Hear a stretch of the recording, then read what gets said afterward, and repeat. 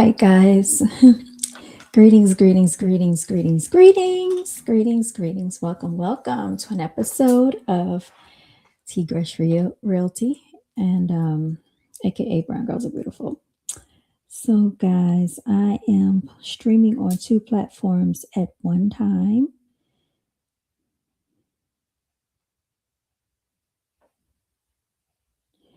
So,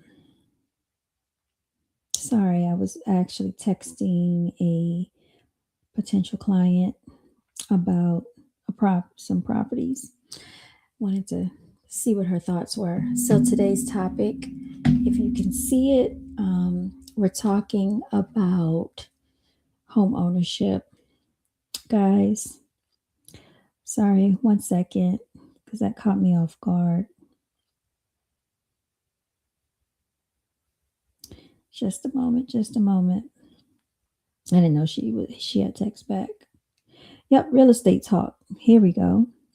Let me make sure I can be heard. Hopefully I can be heard. Okay, there we go. Live on this channel, and let's check the other channel. Let's check the other channel. Okay, we're live on both channels. Wonderful, wonderful, wonderful, wonderful.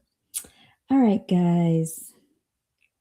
All right, so now that I know I am live, let's go ahead and begin, okay?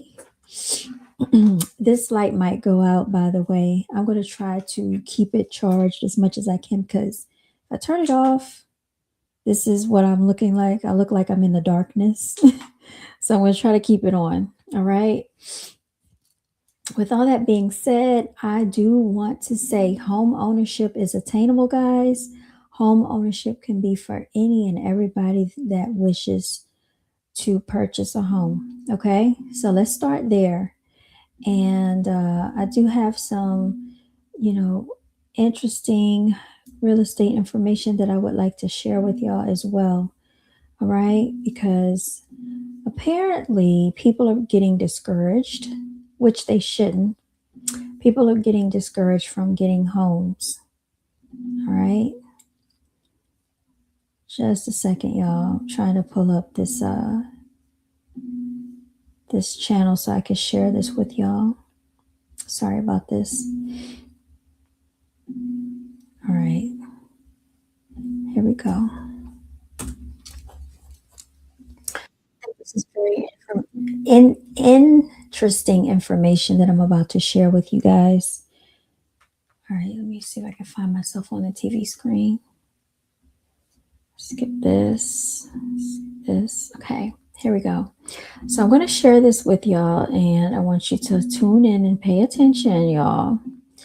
All right. So make this bigger. Hopefully you can hear and see. Okay, I want you to be able to hear and see. That's the most important thing right now. Okay, so I think this shall play. Let me turn it up. And let's 3 million single women own homes in the U.S. That's almost 3 million more than single men. It has really been for all categories of single women. So that's never married, that's divorced, that's separated. We've seen growth among all of those different components. Economist Odetta Kushi says young women like Dantzler are often buying homes once they get a degree. Their income has grown alongside that higher educational attainment, and so they're using it to purchase that first home. Now, it wasn't until 1974's Equal Credit Opportunity Act that women could reliably even get a mortgage. But now that they can, the homeownership rate for these women over the last 40 years has surpassed that of single men. I think a lot of single women really want a place to call their own. And so they're not waiting to get married anymore. You're a strong, independent woman. You don't need no man. Well, we need to know that your mortgage increased $1,000. I got other women that I'm seeing come up on my feed that's saying that they can't afford their rent. They need $4,000 to move into a new apartment. And I thought you was making 6 figures. All right, let's stop here, guys. All right, because I think it's important that we have this conversation. All right, now as you can hear, this guy is commenting on the fact that I guess the female purchased a house and she's saying that her mortgage increased by $1,000. Something doesn't sound right there. I don't know if her property taxes increased. I don't know if she had a shortage in her escrow account. But if you follow my channel, I talk about these things. Guys, an escrow account basically is where your money is held until the funds are dispersed to make your mortgage payment. You have your principal, you have your interest, you have your taxes, and you also have your insurance. So this is how the funds are allocated whenever your mortgage is paid. So if her mortgage did increase by $1,000, I would say maybe her property taxes increased and she could have had a shortage in her escrow account, which you can offset that by just putting more money into the escrow account so that you can stabilize your mortgage payment, if that makes sense. So I want to make sure that people are aware of that. Now, also, I want to point out that this guy right here that is speaking sounds very disgruntled, okay? Very disgruntled. And I don't want this to negatively impact anybody out there. If you're thinking about, getting your first home for the first time, I definitely say go for it. Anytime that you can afford, to get a mortgage or to get a house for that matter, I would say go for it. There's nothing wrong with it. It's not a bad thing. It's nothing to be scared about. A lot of people use a fear tactic and, they always want people to be scared to take a leap of faith on themselves. But this is an investment into your financial future, guys. I want you to be aware of that. So just because this guy is making these disgruntled comments does not mean for females, it doesn't mean that females shouldn't purchase homes. Let's just say that. It just means that he's disgruntled, okay? He's probably never been a homeowner before, and he may have never purchased a house before. I don't know. But since he's being so negative about it, I would question what his intent is, right? So this is, because I'm a licensed realtor, this is just to bring awareness to anybody out there, especially if you are, a single female, you're thinking about purchasing a home, people are telling you it's a bad idea. I want you to listen to some of these stories, okay? So let's go ahead and continue the video. You killing it. We supposed to feel some type of way? He's mad because he's jealous. Single women are racing ahead of men in home ownership. So when a woman owns a home, they get mad about it because they're like, how dare you not need me to do this thing that I can't even do by myself? It makes raggedy men happy to feel like a single woman isn't thriving on her own. Like they want her to feel like, see, that's why you should have had a man. You needed a man. Okay. But if she had said, I need a man to help me pay my mortgage, they would have called her a gold digger. So which one is it? She should have had a man to help her with the mortgage payments, or you don't want to be used for money. Some of these men struggle to pay for a woman's meal on a first date, but here they are acting as if somebody's asking them for rent money and mortgage money. You've never covered a woman's rent in your life. Maybe she was. All right. So let's actually talk about that, ladies, females, and everybody else out there. If someone is getting an attitude because you decided that you want to purchase your home for the first time, or that you want to invest in real estate, I would really question their intent. Why are they becoming so negative about something that's supposed to be a positive investment for you? And if they are not covering your bills, then what is it to them that you wish to do something different with your life? So don't let this be discouraging, guys, because it really is attainable. Home ownership is attainable. Having real estate is attainable. And you can do this. You can do this by yourself if you have to. And, I have seen a lot of people that have purchased by themselves because they wanted a dwelling for themselves. And maybe they had children and they just wanted their children to have a more comfortable lifestyle. So nothing wrong with that. All right, let's continue, guys. Talking to fellow single women, fellow homeowners, fellow women with the same kind of mortgage that she has. Nobody said that this single woman was talking to you, but you seem triggered about the idea that a single woman could have, at least at one point, well afford her mortgage and didn't need a man to do it. Men are buying homes more than ever, and men are really jealous of it. Men do not like the fact that women are out here kicking ass when it comes to home ownership. And I want to talk about it today because there is this idea that a lot of men and women have when it comes to home ownership. Home ownership has been sold to us that it is something that you do in the planning after you have been married or partnered up with somebody. It is something that you are supposed to do with another person.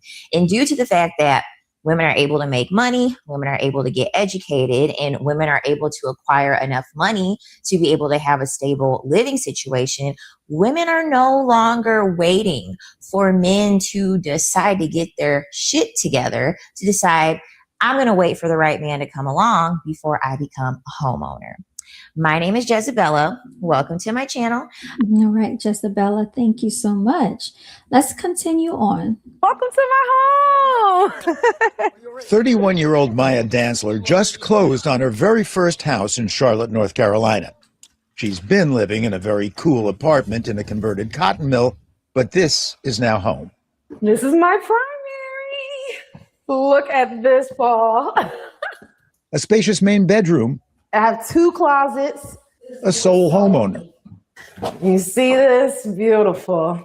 I graduated from Emory with my MBA. I'm 2 years out of school. I'm making good money now.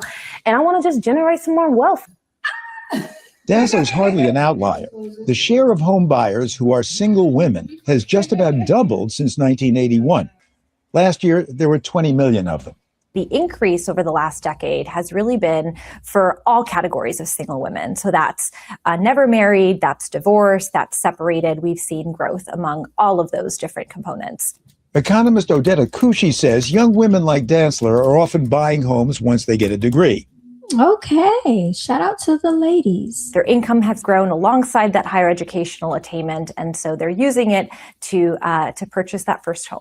Now, it wasn't until 1974's Equal Credit Opportunity Act that women could reliably even get a mortgage. But now that they can, The homeownership rate for these women over the last 40 years has surpassed that of single men. I think a lot of single women really want a place to call their own. And so they're not waiting to get married anymore. And y'all, there's nothing wrong with this. There's nothing wrong with investing into your financial future. If you feel that you want to do something for yourself or for your children, for your family, if this is going to be a more comfortable situation for you, I would say go ahead and take that step, move forward. It's nothing to fear. It might seem a little unsettling, a little intimidating, but honestly, if you've been already paying rent on your own, then more than likely you can pay the mortgage on your own. I'm just being honest. More. Realtor Maureen Mahood is a single homeowner herself. She says it makes sense that single women outpay single men as home buyers. We love our home. We want to decorate it. We want to do the things. And men, in some instances, don't want to be that domestic. They want to live in an apartment where everything's taken care of. Maybe they want to invest their money instead of buying a home. And apartment living can be, well, intrusive. I was on a 4th floor with someone above me. Making noise. Yes. I found out he was a very small man who walked around like he was a very large man. So last December, Jennifer Nelson bought her own place. I built this website in 5 minutes with Wix Harmony. So I came across this image recently and thought to myself, what if... Greetings, True Grizzles. Glad to see you in the building. How are you? So yeah, we're just talking about home ownership and the fact that it is attainable. Now, just keep in mind, I'm streaming on both platforms at the same time, which is my real estate channel as well. And we're just talking about the fact that whether you're single or not, home ownership is attainable, guys. It is attainable. No matter who you are, no matter if you're by yourself, whether you have a family or not, it's not just a dwelling for a family. This is actually somewhere where you can live and be comfortable and be an investment for yourself as well. It really helped me feel like I'm getting back. All right, sorry. And I call myself Jennifer 2.0, my life the second time around and what I'm doing moving forward. So the fact of owning your own home after your husband passed is a positive emotionally? Yes, Absolutely. For me, it's been very empowering and definitely helped me feel like I'm getting back to like myself and figuring out who I am moving forward. But for some women homeowners, there's a surprising downside. Sometimes guys, especially here in the South, feel like having a house or owning a house is what a man does for his presumed wife. Tiffany Tate made that discovery in her 20s when she went on a date in Charlotte. I knew pretty quickly he wasn't a match because I mentioned, hey, I think I'm going to start looking at houses. I'm tired of paying rent. You know, I don't have many other financial obligations, so I'm going to start that process and just see what's out there. And I will never forget that he basically said, well, why would you want to buy a house? What would a guy do for you? Her life has changed since then. Tate's now a divorced single mother. She bought a new house in Winston-Salem for herself and her daughter, from which she runs her own business. Hello, everyone. Happy Wednesday. I got, guys, just in case you don't know, Winston-Salem is about, I want to say, an hour and a half from Charlotte. So there's a lot of interest with Charlotte, y'all. Very interesting that this is the mindset of people in Charlotte. Okay, let's keep going. She'd be happy to have a partner, but she says too many of the men she's dating are paralyzed by the past. Sometimes people will just say flat out, like, wow, you do all of this by yourself? Men will say things like, oh, well, you know, I want to be like you when I grow up. And that's a This very... is somebody you might be dating? Yes, it is. Somebody actually said that Someone to you? actually said that, yes. I want to be like you when I grow up, or, oh, hey, big money, or... If somebody called you big money? Yes, it is an immediate ick, immediate turnoff, but yes. But let's face it, financially independent women can be threatening, says Stephanie O'Connell, author of The Ambition Penalty. There is a growing body of research that shows that when women outpace men on traditional markers of masculinity, particularly financial markers, wealth, status, income, for example, they face backlash. All right, y'all. I'm not done with the video. We're going to keep playing it, but I just want to interject here because this is a real thing, whether people know it or not. This actually does exist where there's a bias towards, especially women and females, whenever they purchase a house or they do something independent of a male, because they are seen as alpha, dominant, or too independent.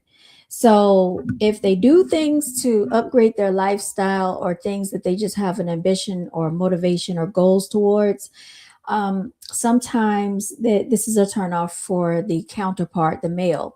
And this is a real thing. It does really happen. This can even happen if you have a degree, multiple degrees, certifications, licenses, accomplishments. If you have a car, multiple cars, a nice paying job, a career, whatever the things are that you have, if you're well traveled, you know, unfortunately, this is what happens. But I want to send this message to anybody out there. Don't let that discourage you if this is something that you want to do. If your, you know, ideal for yourself is towards the path of home ownership, I definitely think you should take that, you know, that plunge and go for it, because it definitely can be an upgrade to your life. It's nothing to be scared of. I keep saying it over and over. A lot of times people will try to make you feel fearful, especially if they've never owned a home before, never tried to purchase a house, because they really don't know what it entails. And they listen to a lot of other people that may have had a negative experience. So you can't live by someone else's standards of life. You have to live for yourself, guys. True Grizzlies, you said, unfortunately, we as men are so behind. Lack of education is what's hurting us, lack of fatherhood and looking up to the wrong person. I totally agree with that. Let's continue on with the video, guys. That you, John? Yeah, Marsha, I'm home, dear. Since men have traditionally been defined as the breadwinners. A lot of the idea of masculinities is built on the premise of being not like women. And so if women are claiming their access to independence, to power, to wealth, to status, things that homeownership represents, then it is like women are taking something away from men who perceive their identity as being based around that ideal. Of course, that's not all men. Not Jennifer Nelson's boyfriend, for example. There's definitely a reason why, obviously, he's stuck around for 2.5 years, because it's been not intimidating enough to run him off. He's also the son of a very confident woman. He's used to being around intelligent, competent, independent women. I'm going to take out this door and I'm going to turn this into an arch. As for first-time homeowner Maya Dantzler, her focus is on design, not dates. If a home is going to stop you from wanting to date me, you probably were never the right person for me anyway. Because for Dantzler, and lots of other single women, well, it might be nice to have a man around the house, not a man who cares whether or not the house is theirs. For the PBS NewsHour, Paul Salman in Charlotte, North Carolina. So interesting that they did this in Charlotte, you guys. So that's why I also wanted to play this, because y'all, it's very disheartening that females are,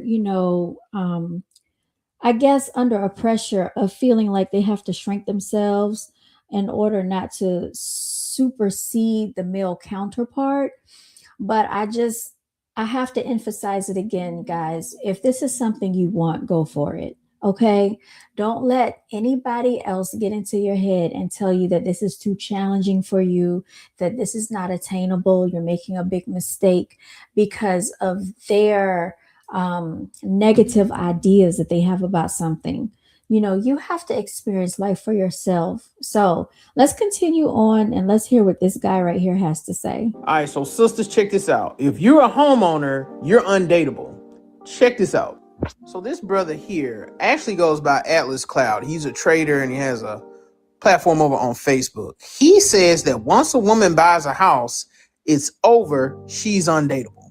Now, I'm going to start this off by I'm not slandering him. All right. I want to talk about this talking point because it's very concerning. I always say that black women are in a damned if you do, damned if you don't situation when it comes to black men. Nothing sisters can do can really make these men happy, because if you buy a home because you want to be a homeowner in a country where real estate investors are buying up all the homes in the country and you don't want to be a lifelong renter, that's wrong. You're hyper independent. But if you wait on a man to buy you a home, oh, you a gold digger. And we got to be for real. These men aren't going to buy a woman a home. They can't even buy themselves a home. They need the income of a woman to actually qualify to buy a home. We got to start being honest when we having these conversations. I guess black women are just supposed to wait till kingdom come in order to buy a home. Y'all just supposed to sit on the sideline and live in Section 8 and live in poverty and wait on these men to get it together. A day that's probably never going to come. Submission and cooperation is not predicated on if a woman is a homeowner or if she's a business owner. That feminine intuition, that feminine urge to want to submit, cooperate, and follow a man is just naturally in a woman, regardless of her educational background, her home ownership, or how much money she makes. A lot of times when men talk like this, they want to use the little income they have to financially abuse and misuse women. This is why you see so many men talking about the good old days. Grandma never left grandpa because she didn't have a choice. She couldn't go to the bank and open up a bank account. So yeah, he was able to have a family across town. And anytime he got upset with the other woman, come home and beat on you because you weren't going to leave because you couldn't buy a home, couldn't open a bank account. There was no independence for women. But now in 2023, the times have changed and women are able to move around and navigate this world a lot better. Men who talk like this are very, very dangerous, sisters. As we head into 2024, y'all got to start asking these men questions when it comes to things like home ownership, jobs, income. And when they start talking dusty like this, y'all got to charge them to the game. A lot of these talking points are rooted in jealousy. A lot of these men are jealous. That's why when y'all do decide to date down, they eat up everything like locusts, because a lot of these men are jealous that you made it and they didn't. So as I always say, ladies, govern yourselves accordingly. And if you want to buy a home before you're married, buy a home. It's not going to stop you from getting married. I don't care what these dusty niggas say. It's more. My sentiments as well, guys. If you want to buy a home before you get married, because this is how I look at it, guys. If you have a house, right? You're a female and you have a house, and this guy, what if he also has a house? You know, both of you can sell your houses and come together and purchase a house together. Imagine how much more powerful that is. So you have the equity from his house, you have the equity from your house. You can take some of your equity, take some of his equity, and come together and have a down payment on a home that you both have decided on or upon, instead of it just being one sided where, you know, someone feels like you're outdoing the other one. You can be equally yoked, if you will. All right. So, again, do not let anyone discourage you, ladies, men, or whomever. If you want to purchase your home, purchase your home. All right. I'm a major advocate of that. Let's continue the conversation, guys. Women own homeowners than it is men. And you think that's something to be proud of? But what I'm saying no, is, answer me. Is that something to be proud of? Explain to me why. Because I think if that's if that woman has kids, guess who gets that house? Guess who gets it? Do you know what a homeowner is? They're. Yes, I do know what a homeowner is. Okay, someone that owns their home, that's not paying the bank, that's not like outright. There's more women buying homes. Okay. Meaning they're taking out 30-year loans. Oh my God, you always gotta get technical. But if you look up the statistics, no man is buying a home by himself. No man is buying his home by himself. I'm gonna talk to you because you got common sense. Getting a woman. Listen, single men typically don't buy homes, right? Mm-hmm. Men buy homes when they get a family, right? Meaning that they're married. So if you look up the stats, yes, more single women are buying homes than men because single men don't buy homes. It's actually sad because all that shows is women can't cooperate enough with a man to even be able to buy a home as a family, that they have to go out, acquire massive amounts of debt to buy the house by themselves. Not only are they buying the houses by themselves, Black women are getting evicted more than anybody in the country. If you look up the all right, so I feel like he sounds ignorant right now, guys, and I'm going to tell you why I feel that he sounds ignorant. He's talking about females taking out 30-year mortgages. Most mortgages are typically 30 years. You can take out a 15-year mortgage, which means that your mortgage payments will be higher, your interest will be lower, okay, if that makes sense. If you get a 15-year mortgage, your interest rate is lower, but the mortgage payments are going to be higher. Okay. Most people take out 30-year mortgages so they can stretch that payment out, meaning that their interest rate is a bit higher. Most people have 30-year mortgages. Just like people don't always buy cars in cash. There are some people that have a 4-year car payment, a 36-month car payment, a 6-year car payment. So if you're going to invest in something that's going to acquire equity, which means it increase in value, why not let that be something that you live in, your dwelling, which is your house? Then he said that women are getting evicted. You don't get evicted out of your house, guys. You get evicted if you're renting. There's a difference. So maybe what he's talking about is he's saying that the bank is going to take the house, but what he fails to realize, that it sounds like he's not a homeowner by the way he's talking, is a lot of times the bank will work with you. Your mortgage lender will work with you to stay in your home and keep your home. There are a lot of programs out here. There are deferment pay programs out here where you can defer your payments for up to 6 months. If something happens, if you were to get injured, if you lost your job, they can alter the terms of your agreement to help you stay in the home. There are other ways that you can navigate a situation if something arises. They're not just going to automatically come and try to put you out of your house. It doesn't work that way. And I can tell from the way he's talking that he more than likely he does not own a home and he doesn't understand the concept of home ownership. Let's keep going, guys. Eviction rates. Black women are the most evicted people in the US. So yeah, you're buying these homes, but you can't even afford to pay them off. Why? Because you don't have that 2 income that you that you need. You don't think so? No, I think that a lot of that's women, a fact. We can look it up right now. That's a fact. Black women are the most evicted in the I think US. that's like That's not Section even a 8. shot at black women. Okay, so he's talking about evictions, but if you have to leave out of your house, that's called a foreclosure, guys, or a short sale. So two totally different things that they're talking about. He's talking about eviction, but eviction equates to when you rent, which is a dwelling that's owned by the landlord and someone else, and you're a tenant, which means you'll never own that property. You're paying money every month, but you will never own the property. What I think he's talking about is like if you pay the mortgage and the bank takes the property, which to me, like that, I don't think that happens as much as what he's making it seem. He's probably talking about evictions, which is renters. He's talking about renters, y'all.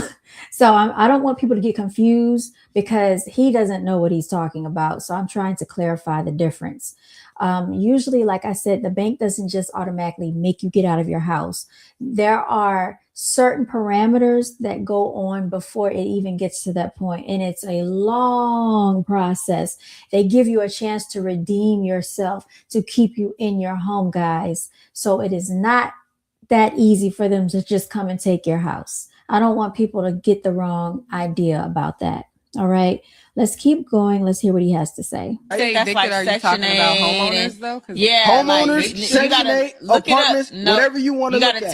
take out the Also, Section 8, taking all of that shit. Black Take women it have out. the most debt out of everybody. Why? Because they're the most enrolled in college. They're the most getting those student loans, and they're the most going in debt. So they're actually the ones who need a partner the most, but are using these degrees to say they don't go out in the world buying houses by themselves. We're not saying that we don't need one. They're losing, but we're not saying we just don't to need say one. we bought it.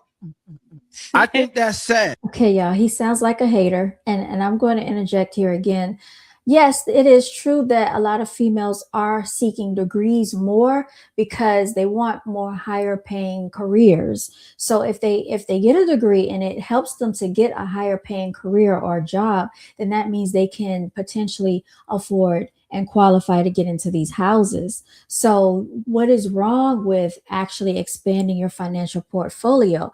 I see nothing wrong with that. Actually, I feel that that's more powerful, especially if you're trying to build a foundation for yourself or your future children or the children that you already have in existence. There's nothing wrong with that. And sometimes you might not have a male counterpart to do this with. So why not do it young? And then if you do meet someone, you both can come together, commingle your assets, and you'll have more that you can offer into that union, if your family grows or you decide to build a family.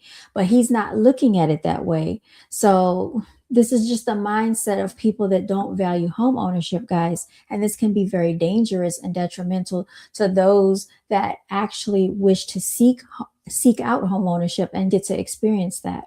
We're not saying that we don't need one. Okay. That's the thing. And that's where the disconnect is at. Just because we're educated and we are able to buy our own homes and we're able to do these things for ourselves, that does not say that. That does not automatically say we don't want or need a man. Y'all assume that. Y'all are insecure and you assume that that's what it is, but that's not what most women, that's not what we want. Okay, how is buying a home, going into debt, losing the home, helping your family? That's actually hindering your kids even more. He said losing the home. Okay. Would you not agree? Would you rather buy a home with your husband? Now, why are we going into this thinking that we're going to lose a home? This is the negative mindset that I don't wish that any future homeowner has. You don't go into any house or home or any type of real estate thinking you're going to lose the parcel, the real estate, the dwelling. Nobody thinks that way. This is very negative mindset to have. So I would caution you from listening to people like this, guys. All right, let's keep going. Or would you rather buy a home alone? I mean, of course, I'd rather buy a home with my husband. Okay, so do you see women buying homes alone as a positive, or are you looking like, damn, why are all these women buying homes by themselves? Why are they not buying homes as a family? Because that's what homes were made for. They were made for families. They weren't made for single people. So you as a single person buying a home alone, that's a red flag. Hold up. A home was not made for a single person, a home was made for a family. Where does he get this logic from? A house is a dwelling for someone to have as a habitat, as shelter to live in. So is he saying that the only thing that a single person should live in is what, an apartment? Maybe that person does not no longer wants to live in an apartment. What is wrong with upgrading their lifestyle if this works for their life? This makes no sense, y'all. It's not like you buying it to flip it in real estate. Or You to buying this house to Airbnb. live in. I know 2 women that do Airbnb right now. You know 2? Yep. How many women is in the world? I'm just That's saying. not even a I just know percent. 2. I know 2 right now. Oh, you know what? I know 3 actually. Personally. There's 8 billion people in But the just world. saying, just to me, More than myself, half are women. But that's That's just not me, even myself. a point of a percentage. Let's just be realistic. Oh my The God. average, I know a the lot. average person is buying a house to live in. And this generation isn't even paying off these houses for real. The average woman makes $37,000. I don't know where he's getting his statistics from, y'all, but I would caution you to listen to this uneducated person with a grain of salt. It is quite embarrassing that he is on a public platform talking like this. And this is why I'm having this conversation, because I don't want people to get distracted and discouraged and misinformed by listening to the antics of such. The average black woman is like the least paid out of every race. So you buying a home alone, you already in the red. In California, the average house is what? I know you know. We talk offline all the time. What's It's the a average lot. home rate right now? Yeah. Nah, double that. Double that. No, it's in the 4s. He doesn't sound like he's very knowledgeable, you guys, but I can tell you in the Charlotte market, the average cost and the average price of a home is going for about 400,000 and maybe a little bit more if you want a 2-story, 2-car garage living in Charlotte, okay? That is the average, around 400 to 425. Now in California, it might be slightly higher because we know that California is a higher cost of living for that state. I just spoke to a lady, she's a private investigator, and she was telling me in 2018 she purchased her home out in Orange County for, she said, only $750, right? Right now her home is worth $2.4 million. So it is all about location. Everything about real estate is location. It's proximity to location. That. No, in California. In California, yeah. Double that. It's like $499. I didn't see them in like For Compton. this studio. For this studio, maybe. No. The average home, right? The median home, if you look it up right now, is around 800,000. It would take you 2 lifetimes to pay that off, making what the average woman makes. So what you need to do is pair with the man, get that 2 income that you're talking about, and elevate.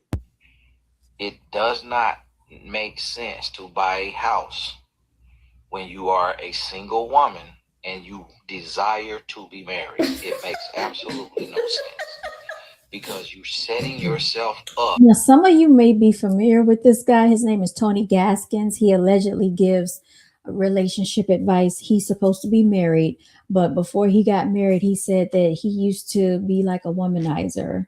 I tend not to listen to these channels, guys, because I feel like it's a bunch of nonsense. You really have to do what works for your life. And if you have a mature counterpart, they would not be speaking like this. To be prey for a Are you feeling okay, narcissist bomb. sweetie? Because y'all like to use the word narcissist, but that's the type of man. You setting yourself up to be prey for a bomb. You also making your life harder because a real man not gonna want to live off of you and live off the house that you done bought. Majority of my clients are actually single women too, so I see that firsthand. So that gentleman said he just read an article that says the majority of new homeowners are single women, and he was posing the question as to why we think that is. In his personal experience as a realtor, most of his clients are single women, and he said that he finds that most of the time they are better prepared mentally and financially to take that step of home ownership in order to build wealth. Well, I have opinions that are a little bit different on why I think this is. I think what is happening is you are now starting to see single women prioritize themselves.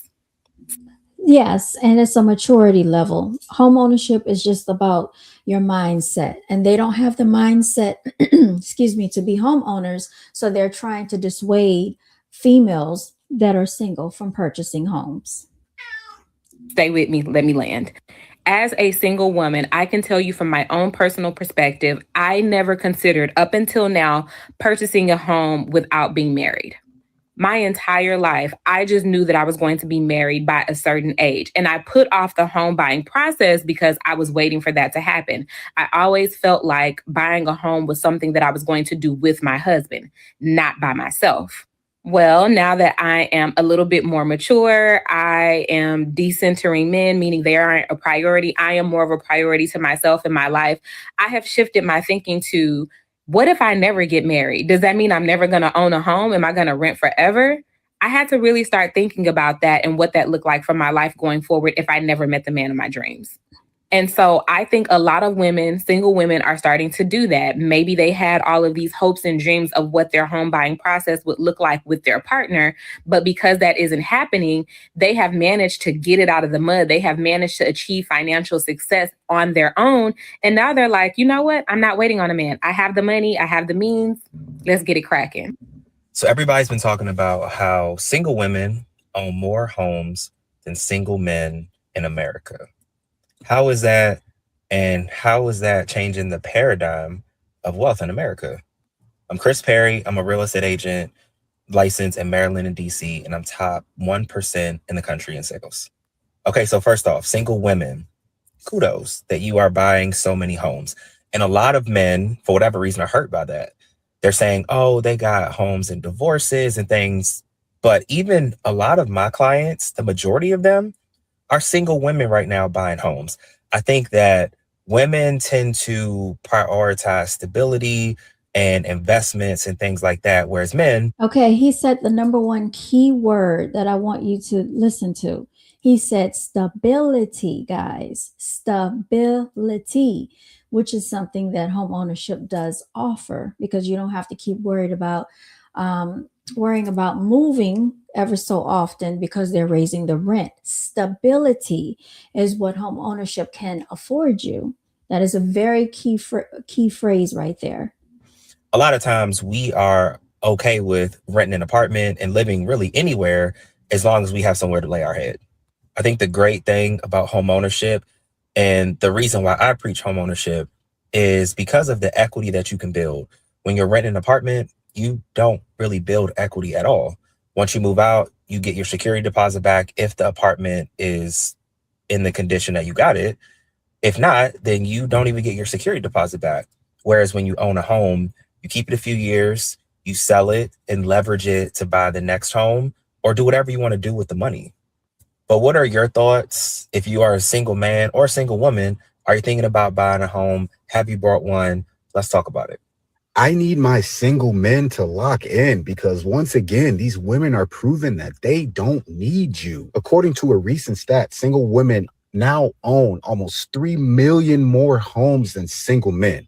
What's going on, y'all? As somebody who's been a lender for almost a decade, I have long been an advocate of buying a house as soon as you can afford it. Not only for pride of ownership, but also because over time you'll gain equity and you can later leverage that equity to make other moves. And over the course of my career, I've helped probably twice as many single women buy as I have single men. And this isn't a new phenomenon.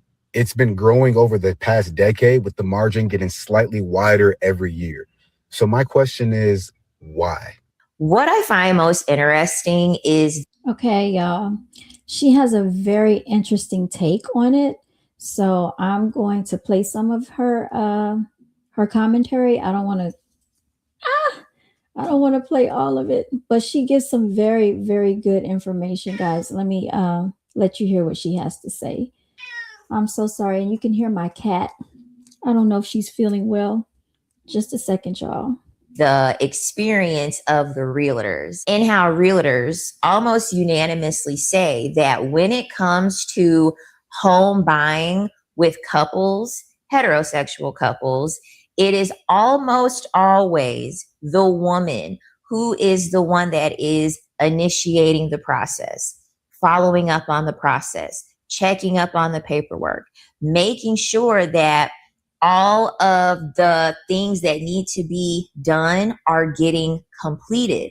Once again, home ownership in a heterosexual relationship, in my opinion, it is nothing but more labor for the women.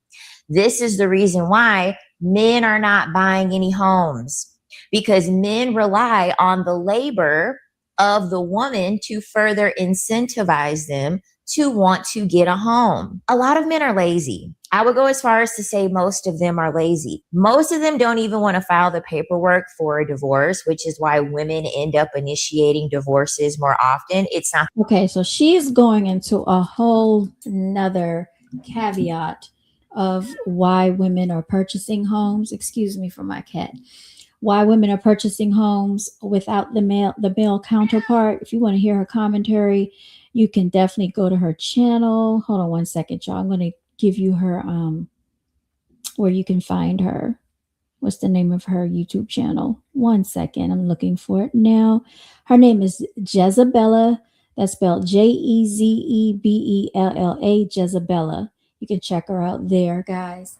I came across this video, I think it was yesterday, and I wanted to talk about it yesterday, but I did not talk about it. So I waited till today because today is Real Estate Wednesday with me.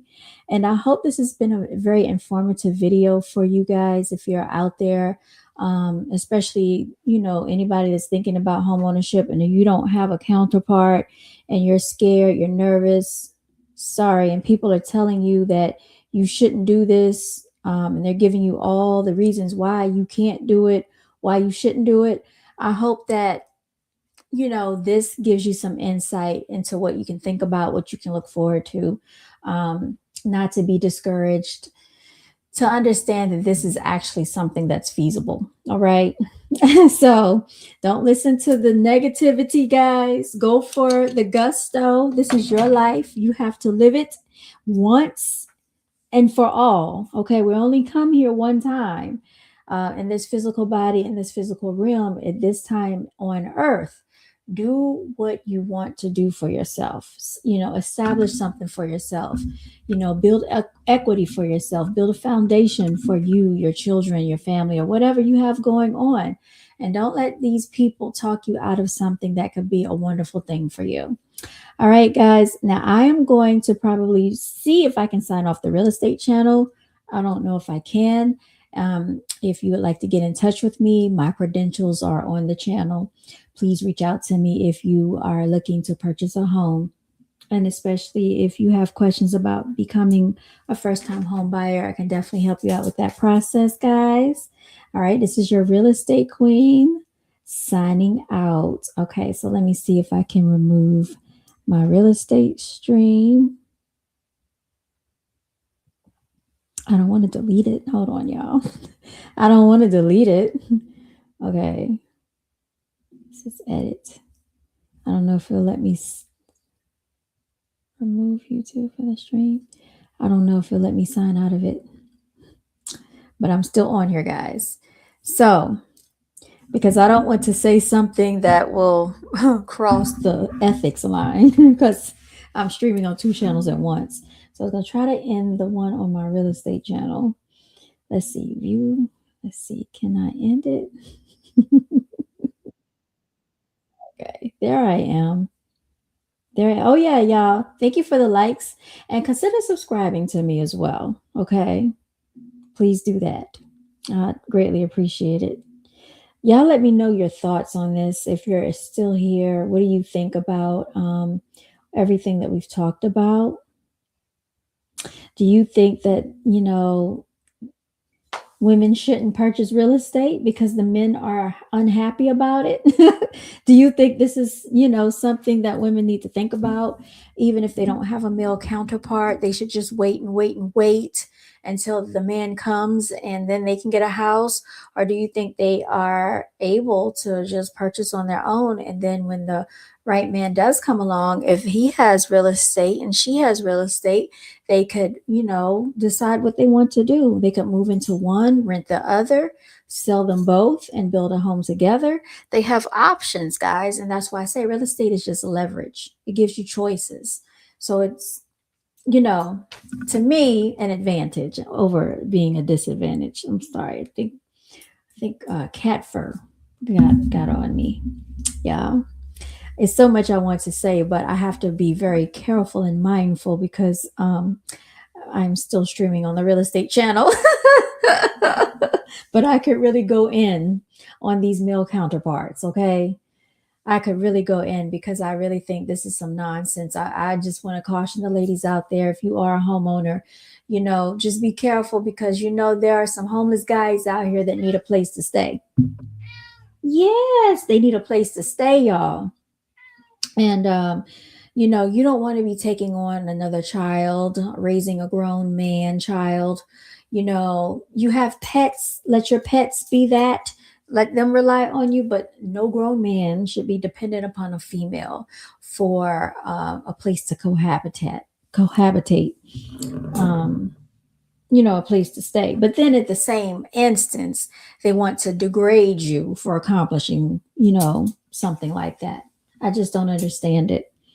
But yeah, there's a lot of jealousy that can take place with the male. What's good, King Hazy? How are you? There is a lot of jealousy that can take place with the male counterparts whenever a female does ascertain these things. I've heard talks of it in real life. Some of my female counterparts have told me how the house has gotten thrown in their face. My house has gotten thrown in my face before. My car has gotten thrown in my face. My degrees have gotten thrown in my face.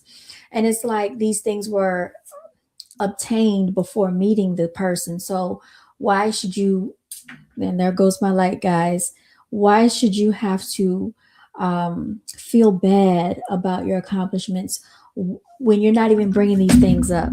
Why should a female have to feel like they have to I guess belittle themselves or dumb themselves down or shrink themselves because the male counterpart can't handle it? It makes no sense to me. And so this is really why I'm doing this live stream, because I just really want women to understand that, you can write your own narrative out here. Home ownership is just a stepping stone to where you want to go. What it does is add stability to your life. And if you are going to cohabitate with the male or you get involved with the male, my advice to you would be, not just as a real estate professional, but just as a person, is if they ask you what's important to you outside of loyalty, respect, and honesty, right? Stability. And that is something that I did tell someone. Stability. See if they can provide stability. This is a word that a lot of them are not accustomed to hearing. And so either they're going to be intimidated by that or they won't. But don't let people criticize you because you have set a certain standard in your life. And a house is nothing to be ashamed of. Owning a home or purchasing a home or buying a home is nothing that people should look down on you for. There are a lot of people that will get jealous of you for taking that step. And it's really sad that you have people that think like this. These people could be like colleagues of yours, friends of yours, so-called friends, even family members and relatives will be jealous of you purchasing a house. And y'all, how do I know? Because I've been through this before, y'all. And these are very supposedly very close relatives. I think it's a great accomplishment for people to purchase homes in their young. People purchase homes in their 20s, in their early 30s. There's nothing wrong with it, y'all. And it's not like you're going to be burdened with so many different things. I've heard so many stories about, people that have had buyer's remorse. And a lot of times it's because they are not educated. Maybe they didn't have a realtor to help navigate them through the process to understand what was going on. they were misinformed, or they did not have a lender to properly educate them on what was going on with their loan. Whenever you get to that closing table, that closing attorney is actually going to go over the loan terms with you once again. And they're going to give you some advice as well at that closing table on what you can do with that loan. So maybe people forget, and that can happen. Excuse my cat, y'all, don't know what's wrong with her. Maybe people, they just misappropriate funds after they get into the home. You don't want to do that. Things can change, and I will be honest, things can change after you get into your house. I remember when I moved into this neighborhood, and the sales representative was telling me about a young lady, well, an older lady that lived up the street from here in the first phase, and she had just purchased her home, and her job laid her off. So she put her house up for sale while they were still building new construction. And that can be a challenge, because a lot of times you will have to more than likely take a cut, because nobody's going to buy your home at the full amount of what they could buy if they can buy a brand new home, for that same amount, unless you have added a whole bunch of upgrades to that house. So just, be cognizant. I think what she did was she panicked. But if she just probably had held out a little bit longer, I think she could have maintained, y'all. Because all you have to do is talk to your mortgage company, let them know what's going on. And they do have ways to help navigate you through that situation if something like that were to come up for you. So you don't have to think that they're just going to automatically take your house. It doesn't work that way. And I just want people to be aware of that. Unfortunately, people don't understand that. That's something that you really can't do if you're renting, unless maybe you have a private landlord that's very understanding. Your landlord, I don't know if they're going to cut off your payments for 3 or 4 or 5 or 6 months at a time for you to get yourself together and get your, footing in life. But that's what the mortgage company can do for you. There are just different things that they can offer you whenever things arise. And so just make sure that if you go down the path of home ownership, that you do have open communication with the lender or with your mortgage company, so they know what's going on. Your intent is to stay in the home. Your intent is to pay, right? You don't want to just cut off contact because you're panicking. You're thinking now they're just going to call me and harass me and take my house, because once you shut off communication, they don't know what to think. They don't know what's going on, right? So just always keep communication open. That's with any bills that you have, even with a car payment, even with, credit cards, just have that communication, because communication can help you. So I just wanted to give that advice, y'all. I'm curious to know in the comment section, what do y'all think about this? Do you think that women and females should not, have mortgages as single women? Do you think that this is something that's a negative for them? Do you think they should wait for a man to come and that's when they should purchase a house? Is that what we're thinking, y'all? I would beg to differ. I would say that, what if that man doesn't come for another 3 to 5 years? Got my light turned back on, y'all. If that man doesn't come for another 3 to 5 years, is she supposed to just sit there and wait, hope, wish, and pray? Now, if we have to go off of the antics of what we just saw on the video, then y'all, I feel very bad for any woman that's out here having to wait for a male like that. Okay. And hopefully she comes across someone that has a more mature way of thinking, guys, because I have heard, males in their 40s say, oh, that's a commitment. I mean, that's a 30-year commitment. So my thing is, you want to pursue a female, but you're not willing to have a house to offer her. So that means if she were to get pregnant, if you did have a family, I guess you're going to just be in the apartment. Or is that when you want to now all of a sudden see if you can go and find a house and get pre-approved for a house and do all these things? I just feel like it's a maturity issue, and home ownership is a mindset, guys. And I say it all the time, and that's all it is. Um, if you're talking about a house being a 30-year commitment, that means you're not even willing to commit to yourself. So, how are you willing to commit to someone else for a lifetime if y'all were to get married? I would question someone that thinks like that with that type of mindset, y'all. It is very frustrating to hear people talk like this, and it's quite embarrassing as an adult individual to listen to this nonsense. But, I guess it's just.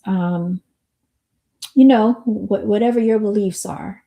There are a lot of people that purchase homes all the time, and they're still in their homes, and they can pass their home on to future generations if they so choose to do so. You can actually put your house in a trust, and I would actually encourage you to do that. Consult an attorney and get that done. So this is when they can't come in and just take your house in case something happens to you. You can pass it on to your children or whomever in your family, or whomever you wish to pass it on to, right? I would also caution you all to get homeowners insurance and to get home mortgage insurance. There's a difference between the two. Homeowners insurance, again, is if something happens to your house, a fire, a natural disaster. That's homeowners insurance. Home mortgage insurance is if something happens to you and you get sick and you need them to pay your mortgage for you. They might pay the mortgage off. They could pay a percentage of your mortgage. They can pay up to 80% of your mortgage. This is called home mortgage insurance. It is separate, and you do have to seek this out. If you're no longer here, they can pay the house off for you, and you do have to pay for that. But this is a way to secure that house so that now your relatives or whomever you have in your family don't have to try to figure out what to do with the house or how to make the payments on the house, right? So I've talked about this before on the channel. I think this is very important, informative information that many people can learn from, because you cannot do that with your rent, right? If you can't pay that rent, what is it, after 14 days, do they want to take you to court, or 30 days or something like that, and they're ready to evict? So this is what the guy was talking about when he was mentioning the term eviction. It's different than a foreclosure or a short sale, guys. Totally different. Homeownership is foreclosure. And before it gets to that point, it takes a long time, a very long time. You actually can have a court hearing before it gets to that point, okay? One of my colleagues actually went through something like that, where, she actually had another property that she could move into because she owned real estate before she met her husband. Okay. So they had to leave out of their house, but luckily she still had this condo that everybody is, talking so negatively about, because she owns property, she owns real estate. So they're able to move into the condo that she owns. But had she thought like this, right, she would have had to move out of the house with her husband, because he lost his job. So their income dwindled, and then I think that she became sick, and then they had some death in their family. So things do happen, but it took a lot for it to get to that point, guys. But like I said, she had another form of real estate. She didn't say the husband had the real estate. This was something she acquired on her own prior to knowing him, right? So now they don't have to worry about where they're going to go, because they are going to be in a very nice side of town. Actually, it's a very popular side of town that they're going to be on, and they get to live in the condo. Is really nice, actually. They get to live there, and they don't have to worry about paying someone else rent. But what if she never acquired real estate because she was by herself? What if she never took that step forward, right?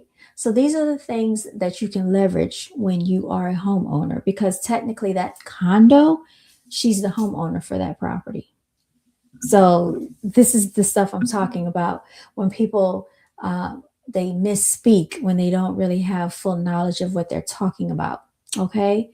And I wish them the best. I checked on her a couple of weeks ago, And I'm going to check on her again now that I'm talking about it. But yeah, it's just, people go through things in life, but lucky for her, she had something else to fall back on. A lot of people don't have that leverage. A lot of people, if it does get to the point when she's with her husband, because he made it sound like this is just happening to single females that are getting evicted out of their properties. Her husband lost his job. Like I said, there was some sickness involved, and then they had death in their family. So it was a lot going on. She has since then gotten another job, a nice paying job. He has since, I think, about to get a job or has a job now. So things are about to turn around for them. And, the great thing is they have somewhere to go. But, like I said, the male didn't have the real estate. It's in her name. It's her property, right? So she had that, and she held on to it while they were married. And he didn't say that something was wrong with that. He didn't say, oh, you're being an alpha female, you're being hyper independent, you're too independent. He didn't say that to her. So you see, there are certain mindsets that you have to have when you're dealing with a female that can leverage things for herself. Really, you should take that as a compliment if you have a female that is able to accomplish these things in life, because that means that if you get together with her, imagine how much more powerful you could be together. But unfortunately, you have a lot of simple-minded people that don't think this way. Guys, that is just my take on it. You said, I think it's a matter of preference. I wouldn't hold you to a standard either way, but it's definitely a good thing if you have secured real estate. Yeah, well, King Hazy, I hold males to a standard, okay? And in my personal opinion, I feel like if a man is really serious about marriage or about a family or about having a counterpart, then he needs to be owning something, right? Because renting is, in my personal opinion, is not the way to go if you're trying to build a foundation, if you're thinking about how to leverage economics and equity, if you're really thinking about logically making the best financial decisions. So it's about a matter of financial maturity. And a lot of times there are a lot of people that are financially immature.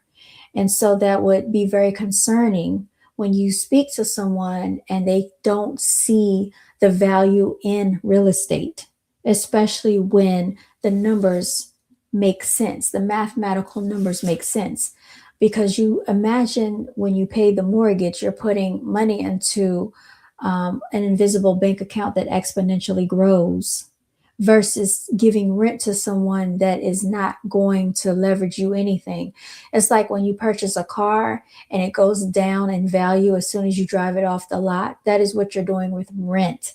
And so if there is a counterpart that cannot see that connection, then I would be very cautious with them, and I'd be very concerned about our financial future together, because that lets me know that financially they might need some maturity if they can't understand that. You said, so would you only choose from the established male pool? King Hazy, I'm going to let you answer that question for yourself. I'm really going to let you answer that question for yourself, because right now, at the maturity level that I'm at this day and age, we have come too far not to understand this question that you're asking. Why would I want to choose from an unestablished male pool?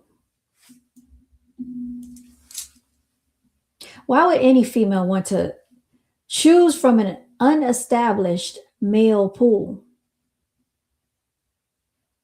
What purpose would he serve her? And I'm really being serious because these are the issues that we're having out here.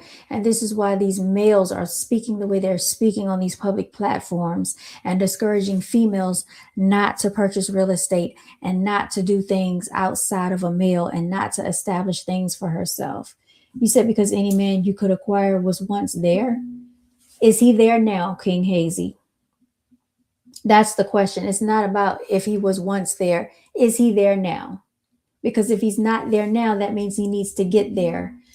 And I don't think a lot of females have time to play around with these antics. Either he's there or he's not. He needs to be getting there quick, fast, and in a hurry. Females don't have time for this. Females don't have time for these back and forth antics, King Hazy. And these are the things that will hold a female back because people want to play with semantics. When you care about your future, you don't play around with your life and you don't let anybody, including a male, come and play with your life. I'm going to have to cut a lot of this video out from my real estate channel. I am so serious. I am so serious. I am very serious. I'm super serious.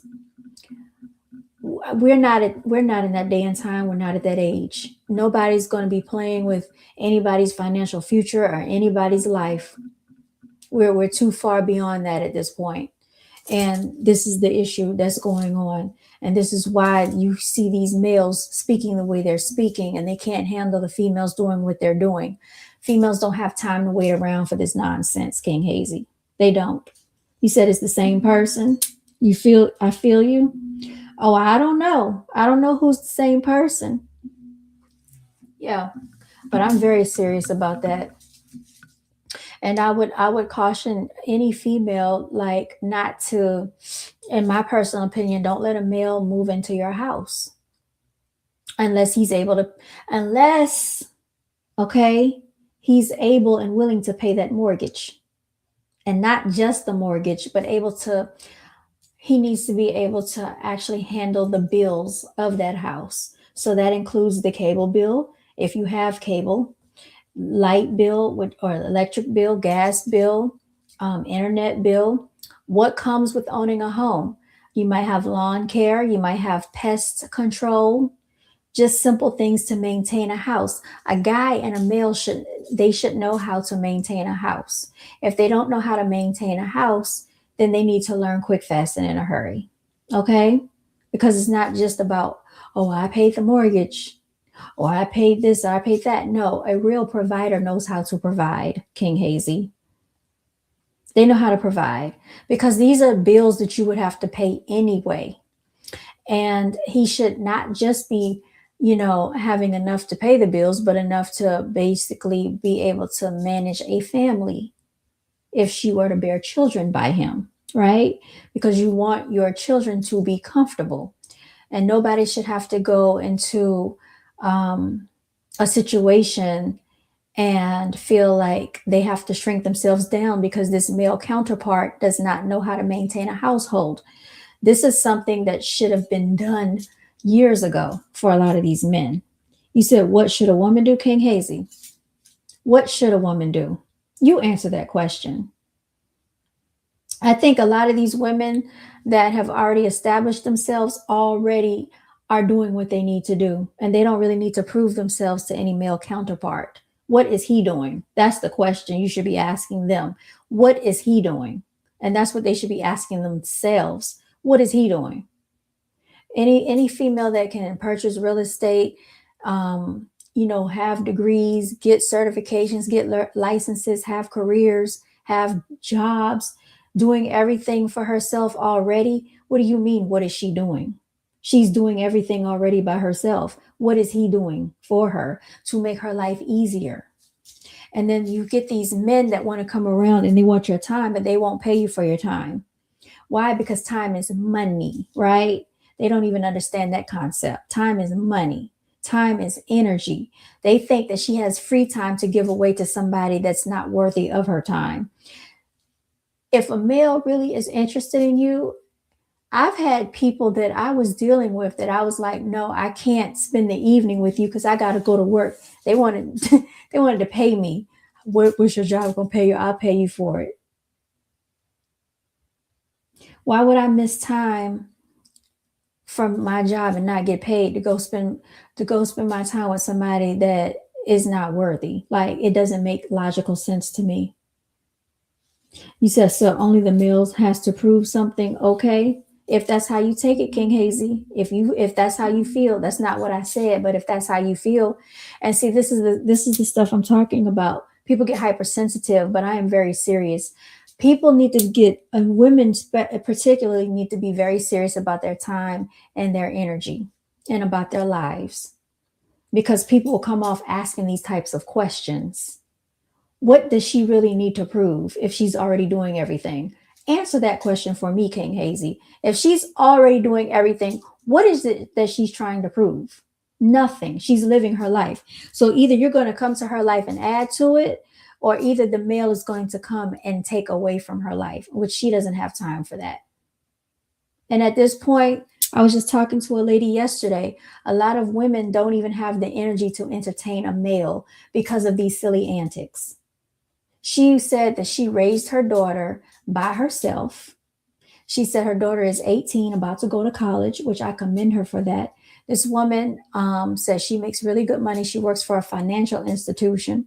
And she said that she doesn't even really crave a male attention. And that's really sad that women are getting to that point. I spoke to someone else that has a house, has her own vehicle, has always been able to provide for herself. And she also has a husband. And at this point, she could take him or leave him. You tell me, what is the problem with that? What is she supposed to be proving to this male that's living in her house, that's supposed to be her husband? What are these women supposed to be proving? There's nothing for them to prove. They just are. They need the man to come and prove something to them at this point. And that's exactly how I feel. You said that you better think about the climate you are leaving for the young girls behind you. I don't need to think about anything. You should think about the climate that you are leaving for the males coming behind you. Because if the men come around and they cannot sustain a family structure or a female, or even have a foundation for a family structure, then that female should think quick, fast, and in a hurry, is he even worthy of her time, effort, and energy?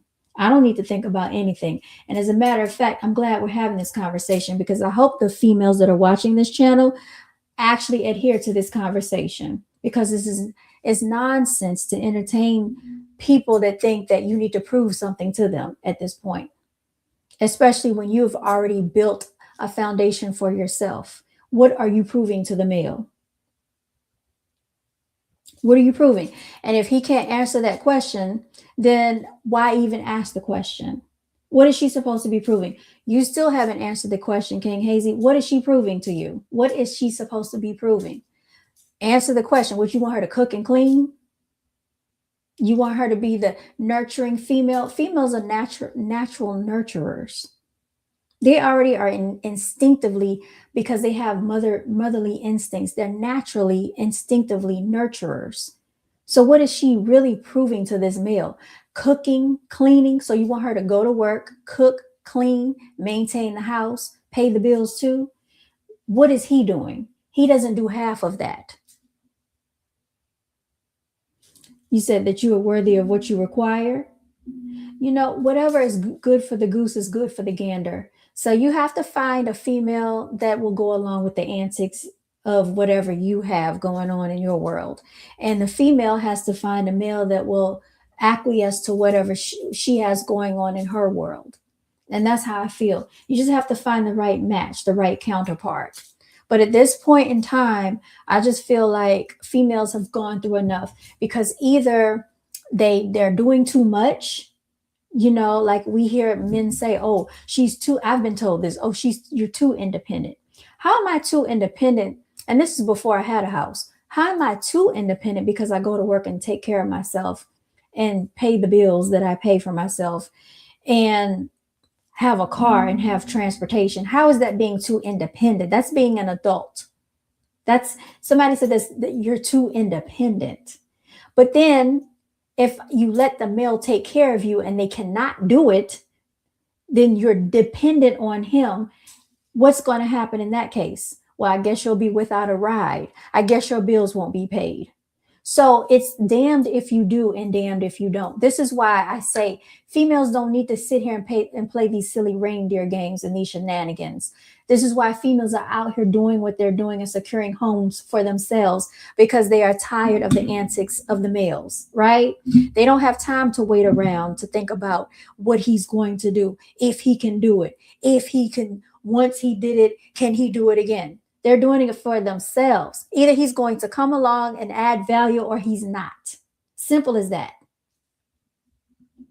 It's, you said I wouldn't say no to S like that though. I respect your grind. It's not about a grind. It's about a standard of life that you want for yourself, right? So if someone's not going to give it to you, then you go out and get it for yourself. Simple as that. If you want a house, you're going to get it. It's a mindset. If you want a job, you're going to go get a job. If you want a business, you're going to start a business. It's simple as that. But what you're not going to do is accept someone else telling you what you should have when they're not paying for it. If the female wants to go get a house, then let the female get the house. Is the male paying for the house? Then he can shut the hell up. Simple as that. Right? I mean, and a lot of men can't handle those conversations and they can't handle that type of energy. It's too bad. So sad. Because either he's a provider or he's not. And she can't wait around being homeless because the man wants you to wait for him to when he's ready to think that whenever she's supposed to have a house and when she deserves it and when he'll do it, if he'll do it, can he do it? Can he get pre-approved? Nobody has time for this. Nobody has time for it. And this is why women are doing what they're doing for themselves. You said you come from where people build together. Well, that's good for you, King Hazy. We're not in that day and time right now. Women don't have time to be waiting for men to build together. Yes, when I talked about having a house with a female and a male already has a house and they come together and they both have equity and bring it in together, that is building together. But if she has a house and he has nothing, that's not building together. That's her bringing her resources to the table. In that case, then what is he doing for her? Because a male, I thought, was supposed to be a provider and a protector. So they're building together. That's not building together if he doesn't have anything to offer. You just heard them talk about all the women that are owning the homes and all the men that have something negative to say about the women that are purchasing homes. They don't have homes. They want to live in apartments. They want to keep paying rent, right? Why are they paying rent? Because they don't have a family, because they don't feel like it's important to them. Okay. They don't see the financial leverage of home ownership and having equity, how you can sell the house, get the equity and build a house together, or leverage that and start a business. They don't understand the concept. So because of that, they want to speak negatively about the women that are doing these things, which we don't have time to be worried about the mentality of a irresponsible financial male, the irresponsibility of a male. We don't have time for that. You said basically in so many words, women feeling themselves more power, because I saw this. This is not a movie. This is real life, King Hazy. And no, it's not about women feeling themselves. It's about women having confidence enough to take care of themselves, confidence enough to not wait on a man to take care of them, confident enough to go and purchase a house on their own, confident enough to go and get degrees on their own, confident enough to go and get cars on their own, because they have a certain standard of life that they want for themselves, and they don't have to wait around on a man to do it, because they have to have these back and forth semantics about what they deserve and what they can prove. They don't have to prove anything to themselves when they do it for themselves. They don't have to prove it to a man. A man needs to prove something to them at that point, because what is he providing for her at that point? Can he come and pay these bills on the mortgage? Can he put her in the house that they can have together, that they both agree on? So what conversation are they really having? It's not about women feeling themselves. Women should be confident. They should be appreciative of what they're accomplishing, and nobody should try to break them down for that and have something negative to say about that. And this is the problem with a lot of these male species out here. This is why this is going on. This is exactly why this is happening, because you get males saying things like this all the time to a female. You're feeling yourself. It's not so much you're feeling yourself, you are living life. You have certain things that you're trying to acquire and that you're acquiring in your life. Whether the male gives it to you or not, you're going to get it regardless. If that's a problem to a male, then that's his problem and he needs to work out his problems. And that's the mentality that I would set for Brown Girls Are Beautiful. And I hope the females that are listening understand that. You do not need a man to buy you a house if he's thinking like this. If he's thinking that, oh, it's a 30-year commitment and I don't have a family and this and this and that, and you want a house, go get your house. Nobody has time for this nonsense. Nobody has time for males that are supposed to be grown, approaching middle age, and still going back and forth with nonsense. Women are just going out here and getting it. He said, if God thought you ain't need men, he would have made all women. I think that's quite obvious, King Hazy. Why is there male and female? So they can procreate. But I'd be very cautious about who you procreate with, because if he's not a provider, then why are you procreating with this male counterpart? He can't even put you in a house. He can't even put you in a foundation that's going to build equity, because he wants to go back and forth in semantics about what a woman can prove. So I'll be very careful who you procreate with, ladies out here, and gentlemen, because there's some, women that'll get you caught up. I am very, very serious about that not being, because a lot of these women have had to get divorces, being single mothers out here and still purchasing houses by themselves. Oh, it's a lot of that going on, and men are mad about it. They're upset about it, guys. They're unhappy about it, because the women are securing a home for her and her young and her children. So that is what's going on out here. You heard it for yourselves, guys, ladies, and everybody. I'm gonna switch my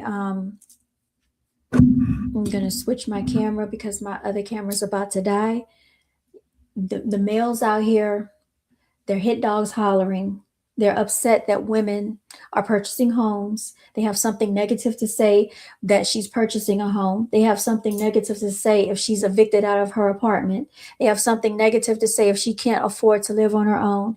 They have something negative to say about whatever she does. So I say to the ladies out here, and males, if there's something you want in life, go accomplish it, whether someone likes it or not. If they can't handle you and all that you have built for yourself, then maybe they need to go get someone that has less than, so they can feel more empowered and more emboldened. But don't shrink yourselves, especially to my ladies, so that other people can feel better. I talk about that a lot on the channel, right? Because I feel like home ownership should be very natural. I feel like it should be more popular than what it is, especially with certain demographics. But as we can see, it is still a major situation where people feel that they don't want to see women doing this for whatever reason. And it's very sad to see this, but it's just the truth. So, you got to live life for yourself. You can't live life for other people's opinions, what makes them feel good, what makes them feel comfortable. You have to do what makes you feel comfortable. And if having your house or having your home makes you feel good, go for it. If you can maintain it, great and wonderful. If you want to rent for the rest of your life, rent for the rest of your life. That is your choice. That is simply what you can do.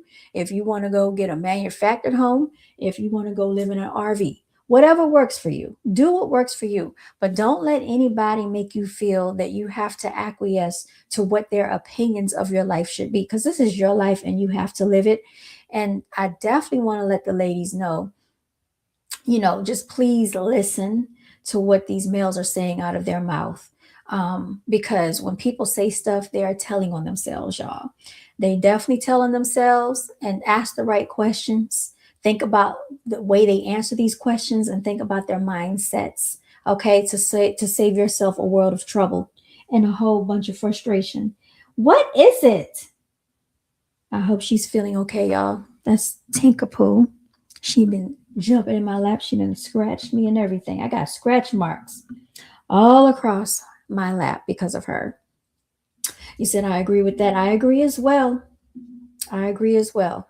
So anyway, that has been an episode. Okay, on here. I've been on here for an hour and 30 minutes. Thank you to all the people on the real estate channel. I will probably have to cut some of this video because I don't want any complaints about code of ethics talking about females and males, but this is the reality of the society we're living in. And another thing I want to point out once more, the Equal Housing Act of 1968 was implemented, guys, so that we all could partake in real estate. Remember, I told y'all about this. Not just melanated people, okay, or people of color, but people of all different creeds, all different genders, and as you know, women as well. Okay, women as well. And so I'm so proud that they're taking advantage of being homeowners. There's something else I wanted to talk about, guys, aside from the VA loans. I got my real estate stuff here. There are something called assumable loans. So if you've never heard of an assumable loan, I just want to go over that with you briefly, okay? Now, this is one of the classes, general update class we took back in 2023 or 2024. I have the book. I want to tell y'all about the assumption gap, okay? So an assumable loan is basically when you take over a loan from another homeowner, okay? Now, this is very advantageous for people that can qualify for the loan. So you know how like the interest rates actually increased after COVID, right? Interest rates were low, like in the 2.5, 2.75, 3.5, 4.5. Well, right now, interest rates are about 6.4%, okay? The assumption, okay, so assumable is like when you can take over the interest rate that person has on that house, okay? So what are the advantages and disadvantages of assuming a mortgage? Okay, so if you assume their mortgage, you take over their loan, you get their interest rate. And this can be an advantage, especially if they got their house before COVID and they have a low interest rate, okay? So you don't have to get the higher one. There are several advantages and disadvantages of assuming a mortgage from a seller. Therefore, buyers should speak with a knowledgeable lender so that the buyer can fully evaluate all of their financing options prior to deciding to assume a mortgage. Okay, the following are pros for assuming mortgages. Homes can be easier to sell due to simplified home buying. Yeah, hold on. Get down. I'm gonna have to put you in the cage. Doing too much. Next time I'm gonna spray you. A buyer saves money due to not having to pay for an appraisal, and a buyer receives a lower interest rate than the current market. So that's the number one thing that I was telling you is about that interest rate. The buyer assumes the lower interest rate than the current market, which will save them money over the life of the loan, guys. All right. The cons of the assuming mortgage are this.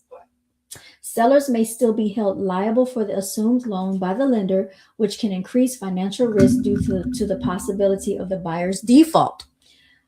The veteran sellers possibly... Sorry, y'all. She's doing too much. The veteran sellers possibly lose their VA entitlement, which impacts their future eligibility for VA loans. So if you didn't know, VA loans, you can use your loan more than once, okay? You can use it more than once, and you can also use it for your spouse as well. Buyers may be required to have a large down payment or secure a second mortgage if the seller has a lot of equity in the property, and if the buyer needs to secure a second mortgage, they must fully inform all lenders of the financing for the property, okay? And then there's an assumption gap. Buyers may be eager to assume a seller's mortgage, but may be unaware of how to handle the assumption gap. An assumption gap is the difference between the purchase price and the assumable mortgage loan balance. This is the amount they owe versus what the purchase price is. Buyers may be under the impression that the assumption gap can be easily financed. However, this is oftentimes very difficult. If a buyer does not have a large down payment to cover the cost of the seller's equity, additional financing from a subsequent lender is needed, but may alter their debt to income ratio and prevent qualifying for financing from the existing servicer of the assumable mortgage. Brokers should not advise buyers to secure secondary financing from a different lender for the assumption gap without the buyer making the secondary lender aware they are planning to assume the existing loan on the subject property. If a buyer secures financing without fully disclosing the loans obtained to acquire the subject property to all the lenders, the buyer and the broker, if they are aware, may be liable for loan fraud, guys. Okay? I'm reading this straight out of the book so I don't misquote anything. This is very important information to understand. When you hear the term subject to, it means the acquiring title with the seller's existing mortgage that's still in effect on the property. Typical scenario, a buyer contracts to buy a seller's property, promising to make payments on the seller's mortgage. Note, this is not a formal loan assumption, which would obtain the lender's approval. Okay, let's keep going, guys. The seller often signs a quitclaim deed. What is a quitclaim deed, y'all? A quitclaim deed is basically a deed stating that the seller has no more stake in the property. They are giving up their stake in the property. All right. So the seller often signs a quitclaim deed without informing the seller's lender so that it doesn't trigger the due on sale clause, which would require the seller to pay off the mortgage. Okay. After signing a quitclaim deed, the seller no longer owns the property, but the seller's mortgage still exists. The quitclaim deed transfers ownership of the property to the buyer, but not the debt. A lot of times, people that are like in a divorce, they might do this, or like if they're married and one of the wife or the spouse or the husband, they want to get their name off the property, they might sign one of these, the quitclaim deed. I've heard of people doing this that are no longer together in a marriage. The buyer can then borrow money using the house as collateral, sell the property to someone willing to pay more for the property, or lease the property. Under option 2, the buyer might pay off the seller's mortgage. Anytime a property is transferred with the existing loan in place without the consent of the lender, all parties involved and the brokers in the transactions may be committing loan fraud. So y'all be very careful with these things. Best practice for brokers. Brokers are the same thing as realtors. Certain states will say broker. These is basically kind of interchangeable, right?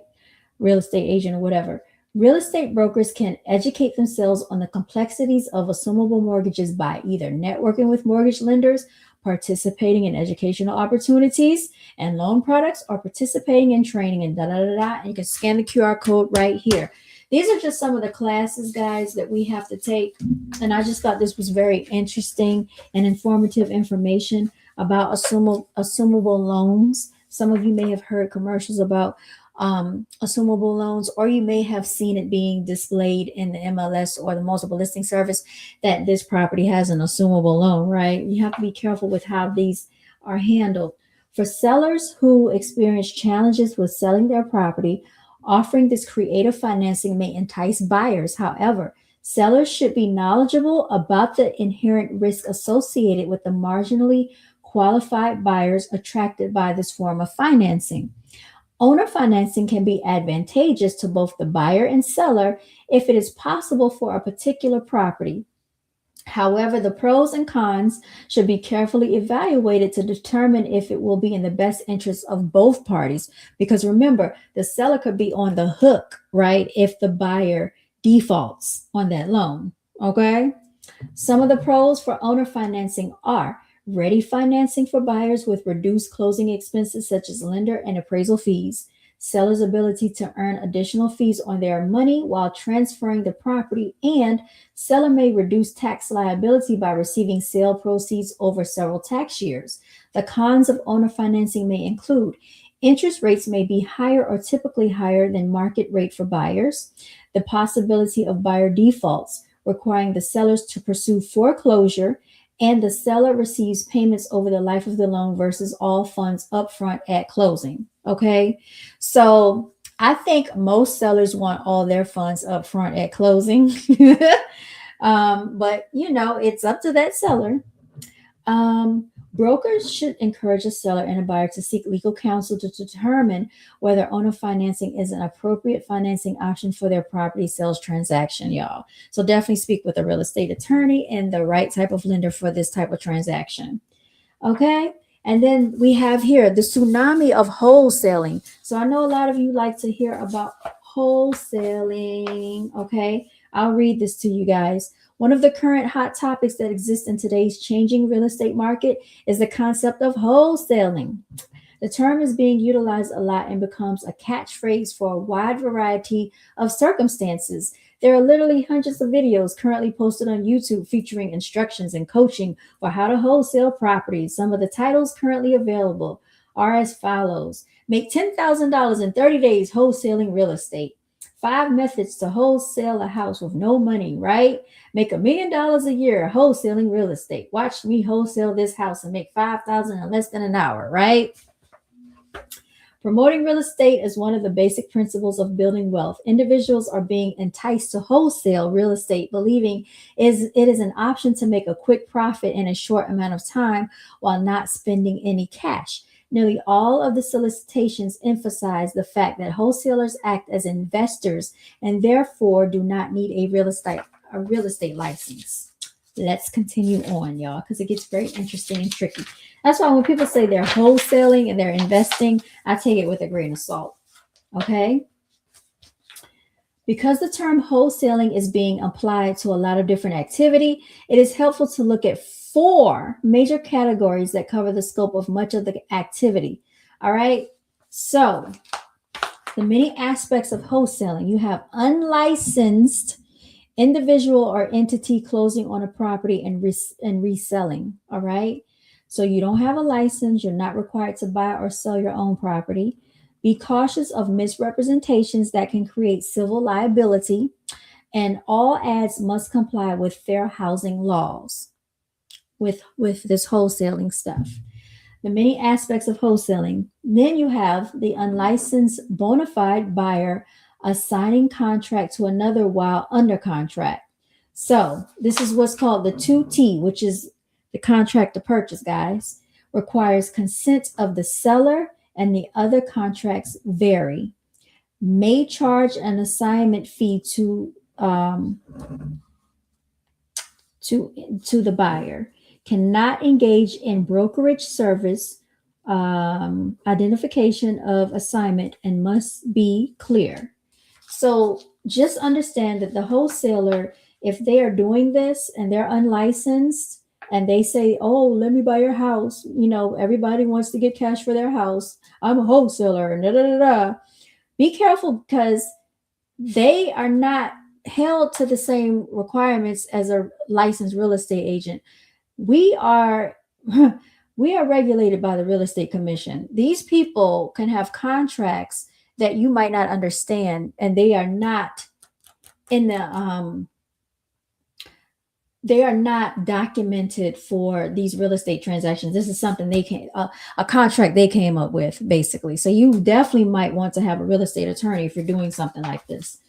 Unlicensed buyer with illusory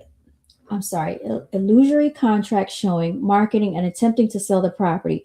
All contracts require a good faith basis, cannot turn the contract into a listing agreement, cannot provide brokerage services, showing, marketing, etc. without a license. And then last but not least, licensee acting as a buyer and attempting to assign or resell the property while under contract. This requires full and complete disclosure, because if you are licensed and you are doing this, you must let both parties know what you're doing, the buyer and the seller. That means you're acting as a dual agent, okay?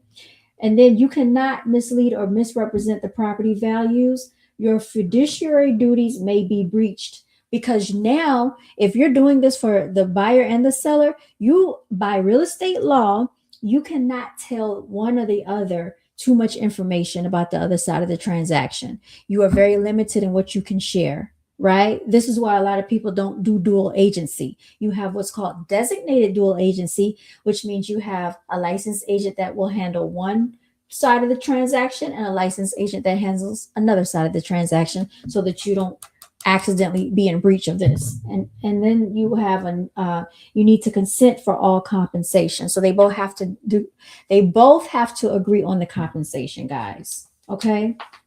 Be very careful with the wholesalers if they're offering you money for your house. Make sure that whatever they're offering you really is in good faith. That's all I can tell you. Okay. Now, the unlicensed individual or entity that's closing on a property and reselling, this is probably like the wholesaler or the investor. There may be some instances where a wholesaler enters into a purchase contract and intends to take title to the property. Once they close on the property and take ownership, they immediately attempt to resell the property for a profit without making any repairs or renovations. If a wholesaler takes title to a property before reselling it, then there's no requirement for the wholesaler to have a real estate license, right? And then it says specifically exempts from licensure any individual owner who personally leases or sells their personally owned property. So you can do this for yourself, okay? You don't need a license to sell your own property.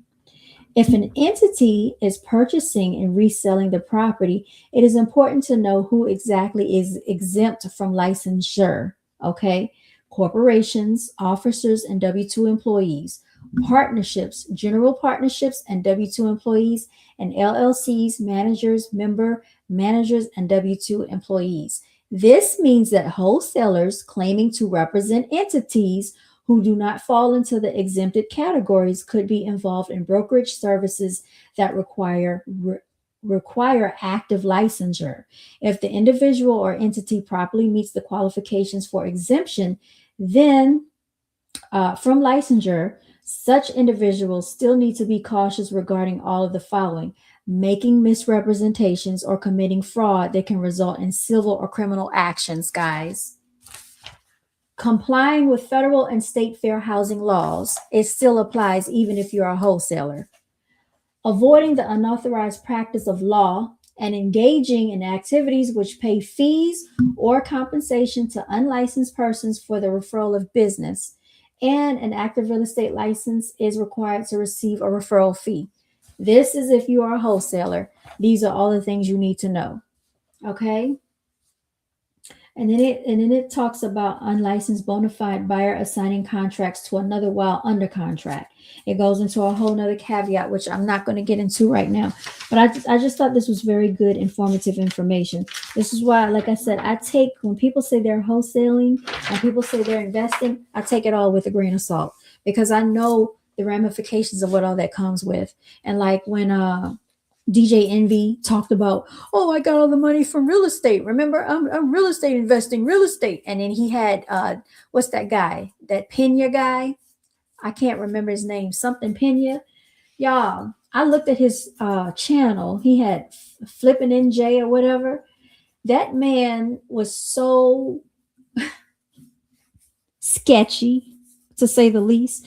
I saw where they had a house and all he did was took the flooring and covered up the floor, but the floor was weak and the wife knew it because she was actually on the YouTube channel, and like the floor was weak. They were supposed to actually do some real work to the floor and they did not do it. The one thing that I do whenever I go into a house with a potential client is I walk the floor and I feel the floor. If I feel like if it's weak, I feel if the floor feels like it has any give to it, I just walk the entire floor and I let them know what I am feeling. I'm like, come stand right here. You feel that?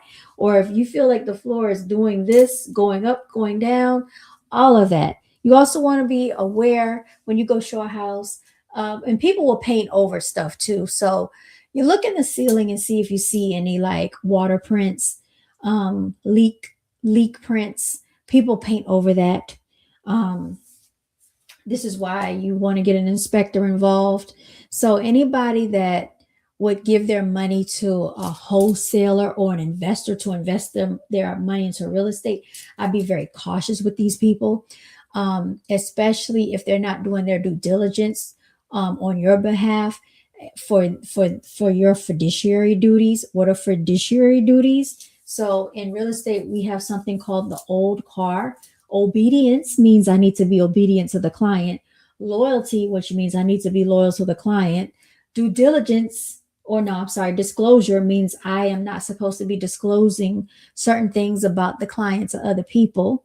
And I need to disclose what I know about the property, because you can be like on the borderline of misrepresenting if you don't disclose what you could potentially know about that property. So you have that, OLD. C, confidentiality. And I think D is for due diligence. So I have to do my due diligence to investigate for the client as well, and to make sure they understand what's going on in the transaction. See, OLDCA. A is accountability. I'm supposed to take accountability in this transaction on behalf of the client. And then R, act with reasonable care. All these things are fiduciary duties to the client, guys, that the realtor owes you. All right. This is not something they can just do if they feel like it. This is what they're supposed to do. You're supposed to put your client's needs above your own. So you're not supposed to just push for a property just because the sale price is higher. Is this a good fit for the client? Is this what they're looking for? Is this a comparable home for that price point compared to the other homes on that market, in that market? And if it's not, why is it listed for a higher price? Is there going to be an appraisal gap? And if so, how and what are we going to do about it, right? Do we feel like this home is going to pass the inspection if this client has a VA loan or an FHA loan? Because these loans are a little bit more stringent in the guidelines of what will pass in order to secure the financing for the home. These are things that we have to think about as a realtor. If you have an investor or a wholesaler, they're probably not going to be thinking about this stuff. Their whole premise is to make money off of you, no matter how they do it. And that's why I said, just be careful when people come around saying, oh, I'm an investor and I wholesale. That's what DJ Pena, or whatever his name is, said Tony Pena, or whoever he is, said he was doing. He took these people's money. And let's talk about the contracts, because we get into the contracts. He actually was having the same house for sale to different clients. That is real estate fraud, y'all. That is against the law. Had these people had licensed realtors to represent them in this transaction, they would not have been in this situation to begin with, because the realtor would have probably researched this, right? To see if these properties, first of all, if they're available, if they are under contract, we can see all that stuff. Is it a pending sale? Is it back on the market? But nobody did their due diligence to research anything. Nobody wanted to pay a licensed realtor.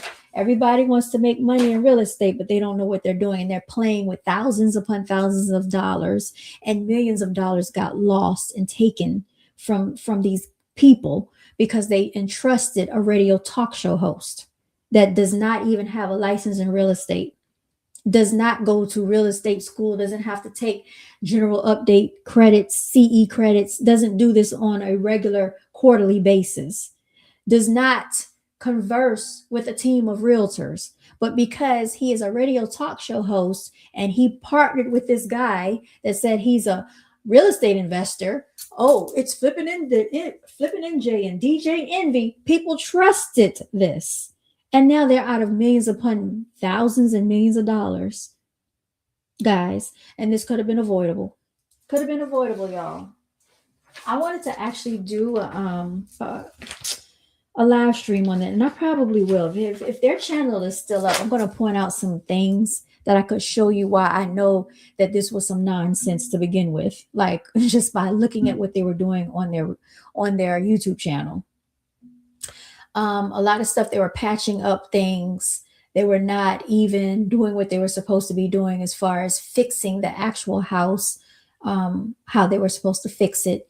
And if you're not getting inspections, and if most of the time an inspection will help find a lot of this stuff, But if you just have someone investing your money for you and they're not really investing it, then I guess you don't know what's going on, especially if you're out of state, which I would never do. I would never invest into a property and don't know anything about the property, haven't visited the property, just entrusting somebody with my money because of a radio DJ talk show host. Y'all. But people do this nonsense. And then they're out of money, right? So do yourself a favor. Find yourself a good licensed real estate professional in your area. If you do not know of one, please reach out to me. And I know a plethora of realtors all across the country, because that's what we do. We network with each other across state lines, and we can get you a licensed professional to make sure you are taken care of as a client, because that is our fiduciary responsibility, because we're upheld to the standards of the real estate commission. We don't want to lose our license. Okay. A wholesaler doesn't have to have a license. An investor doesn't have to have a license. So do you think they're going to put your best needs ahead of their own? No, they're not, because they don't have to be upheld to that type of standard. They don't have to take these CE credits. They don't have to go and pay and take these, general updates and stay abreast on real estate law every year, because real estate laws change every year on July 1st, my birthday. And we have to understand that these forms, these contracts, they all change sometimes every year, and they have to be filled out differently. As a matter of fact, I'm going to share one with y'all. I'm going to share something with y'all so y'all can see this for yourself. Let's see. Where's this form that I had pulled up for y'all? That's another thing I wanted to share.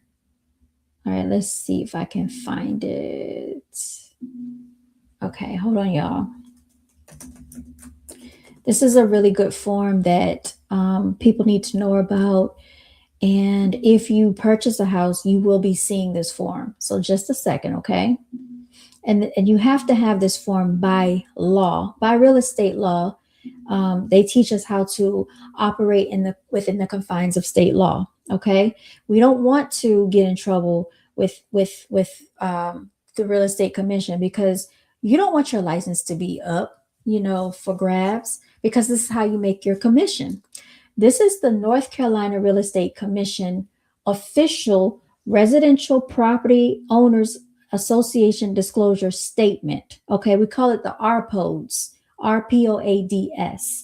All right, now we went right on here. So say, all right, so in the instance, say you are the seller. If you are the seller, you will be filling this form out. The realtor is not supposed to fill this form out for the seller. Okay, they are not supposed to do that. We know this because we go to real estate school and they tell us this. Okay, this is to be filled out by the seller. Okay, you can help them with it, but they are supposed to fill this out themselves, not the realtor. So the property address and description goes here. The owner's names go here. If you are the buyer, it is imperative that you receive this form before you even make an offer on the property.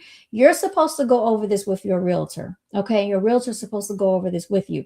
So whenever I show houses, or if I have, if I ever host an open house, I normally print these out, because people that are coming to look at the house will want to know about the house. This is telling you about the dwelling of the home, the structure of the home, the foundation of the home. Some key pointers that I want to point out, y'all, is right here. Is the property currently occupied? You would say yes, no, and NR means no representation, okay? The date the owner acquired the property. So whatever date they acquired goes right here on this line. If not, the owner occupied, how long has it been since the owner occupied the property? And what year was the dwelling constructed? Okay. You will have this if it is not new construction. If it is new construction, you will not have this. Okay. This is only for pre-built homes. Has there been any structural additions or mechanical changes to the dwelling? So a lot of times people will add additions to their house and they might not have permits for this. And just so you know, if you get additions added onto your home, once you start making, I think it's like up to $45,000 and more in additions to your home, you need a permit. All right. If you don't have a permit on record, this can be an issue when it's time to have an inspection done on the property and they can't find the permit. this can hold up closing. All right, let's keep going. The dwelling's exterior walls are made of what type? You have brick, veneer, vinyl, stone, fiber, cement, synthetic stucco, and hardboard. Okay, so now they also have, it says concrete, aluminum, wood, asbestos. So now you have certain houses have the hardy board or hardy wood vinyl siding. That is the more upgraded vinyl siding, okay? In what year was the dwelling's roof covering installed? That's a big ticket item that you want to look at. A lot of times, you know that they're taking good care of the property if they have been upkeeping the roof, because it's a very high dollar item that you will have to get replaced. A roof normally lasts between 10 to 20 years. I would say up to 20 years. So if the house was built in 1995 and never had the roof installed, I would caution my client to say, hey, look, this roof is kind of old, okay? But if the roof was like, oh, we just updated the roof in 2024, and okay, well, look, I would tell my client, well, look, this is really good. The roof has just got an update, so you don't have to worry about that for another 18 to 20 years. Now, is there leakage or other problems with the dwelling's roof or existing damage? You could say yes, no, or no representation. A lot of times people will fill this out and put no representation all the way down. Why do they do that? Because in this particular state, the burden is on the buyer and the buyer's agent to do their due diligence to investigate the property. The seller doesn't necessarily have to reveal anything about the property if they don't want to, all right? It is a form of misrepresentation if the seller's agent does not notify the other seller's agent about something that they should have told them about. So if they know that there's mold, the seller's agent knows that there's mold, but they fail to disclose it. This is a form of misrepresentation. And be careful about misrepresentation, y'all, because there are two different types of misrepresentation. Okay, one is something that you knew for sure, and one is you should have known, but you didn't know. Okay, so it's different types of misrepresentation. You got to be very careful, because you can get sued for this if your buyer goes to closing and they got this property and something came up and they didn't know that this was an issue and you should have told them. You can be liable for that. This is why you have to have errors and omissions insurance. Okay. And this is something, if you're licensed and you're practicing, then you will automatically have that under your brokerage, okay? Because if you don't have it, then you should not be practicing real estate. Do you think your investor, you think your wholesaler is going to have errors and omissions insurance? I think's not. They could care less. You walk away with that house, you walk away with that price, and they got all the money coming into their account. All right, now let's keep going, guys.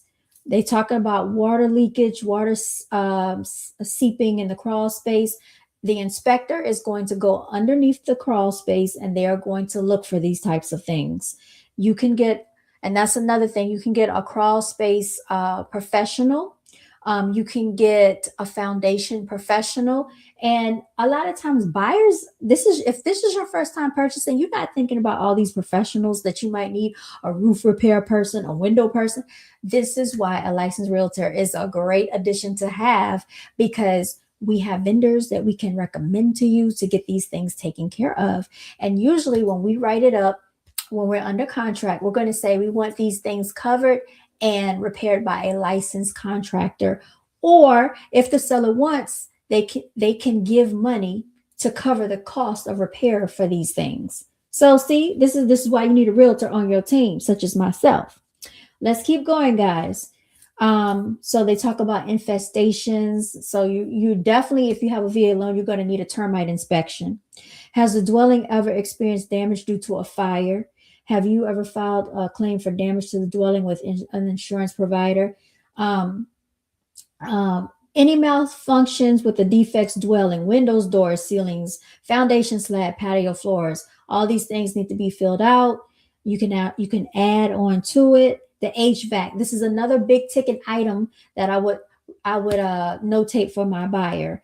All right, look at the HVAC. Has it been updated? Now, guys, this is one way you can find out if this is a new unit or not. It's simply the date is on the unit. So you just have to look for the manufacturer date, and that's how you can check if this is a newer unit or not.